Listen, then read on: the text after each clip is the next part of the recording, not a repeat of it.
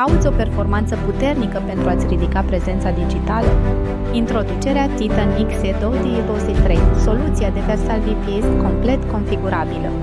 Împachetat cu un Xeon Scale, generația 2 cu 8 CPU, asigură viteze rapide de procesare.